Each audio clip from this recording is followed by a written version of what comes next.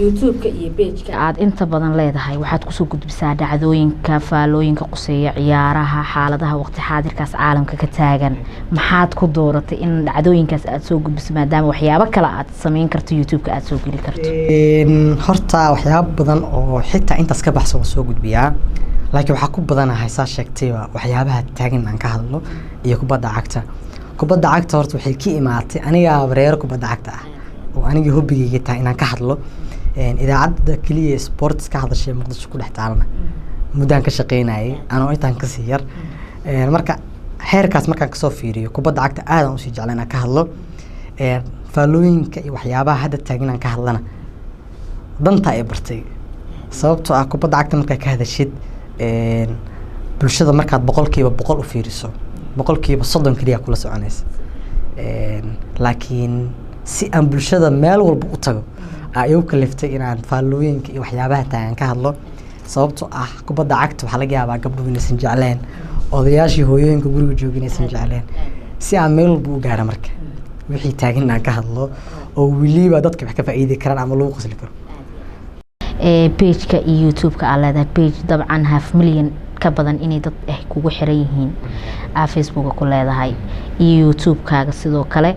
ma fikrad adiga kaa dhalataa inaad page samaysid faalooyin kusoo gudbiso youtube samaysato waxyaabo kusoo gudbiso waa fikrad ay dad kugu dhaliyeen ku dhaheen tallaabadaas ku dhaqaaq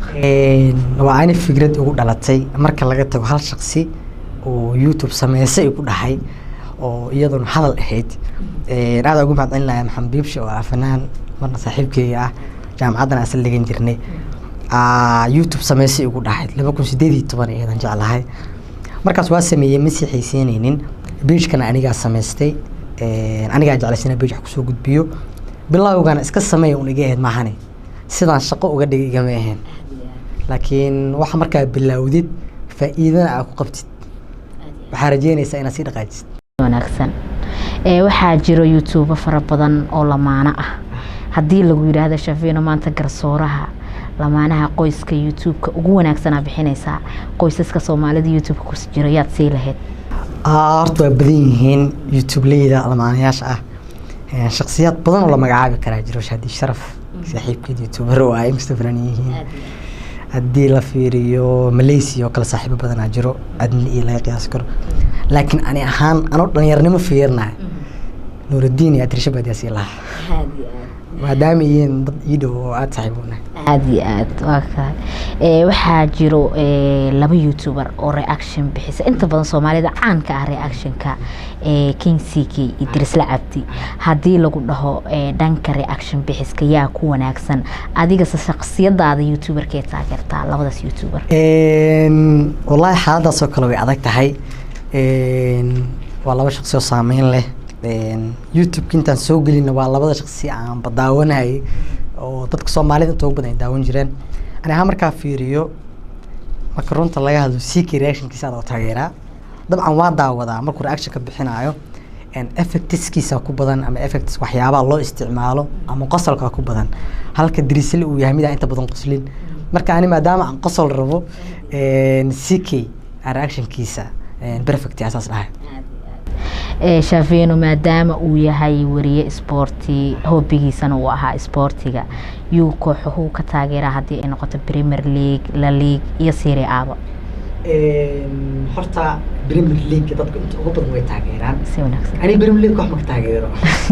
hal koox ma ka taageero dadka inta ugu badan igama rumaystaan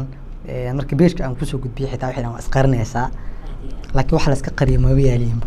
koox kama taageero Premier League La Liga marka la fiiriyo ani horta Messi aan taageeraa Messi top fan u ah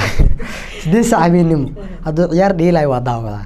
sidaa darteed Messi waa taageeraa sidaa darteedna Barcelona sax ku taageeraa oo Barcelona maadaama ay tahay koox Messi ka tirsan yahay Messi hadduu Real Madrid tago Real Madrid taageeraa marka Barcelona dhihi karaa dhanka Talyaanigana inkastoo dadka Milan iska jeclaa ku jiray haddana hadda Juventus aan ku haystaa wala is dhihi karaa Juventus waxaa jooga iyo Barcelona laba shakhsi oo aad u xifaaltama wala dhihi karaa laakiin aniga horta AC Milan aan magac ahaan jeclaa Talyaaniga ma taageeri jirin laakiin fasalkii ay AC Milan lumisay xidiga badan oo miisaan leh oo biir la qayb ka yahay oo Juventus yimid Juventus markaas xoogaa soo kabsanaysay 2012 aan jeclaystay inaan Pirlo dartiis aan ku taageero Juventus Pirlo iyo Buffon aan dartood ku taageero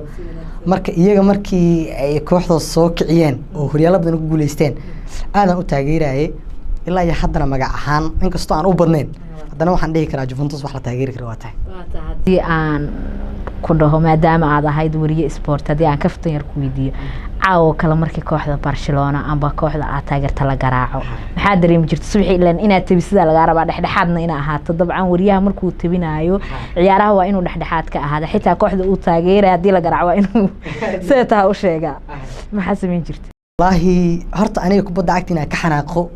oo weliba aan ka murugoodo 2014 ay ugu dambeysay manaha aniga Messi aad taageeraa markii koobka adduunka laga qaada iyo ugu dambeysay Benoni inaan ka xanaaqaba markaas kadib aan wariyanimada soo galaba waxaan kubadda cagta inaan ka hadlo soo galayba anigoo xanaaq kubadda cagta meel iska soo dhig marka waaba ku raaxaysan jiray marka laga badinayo xitaa ma kala jecleen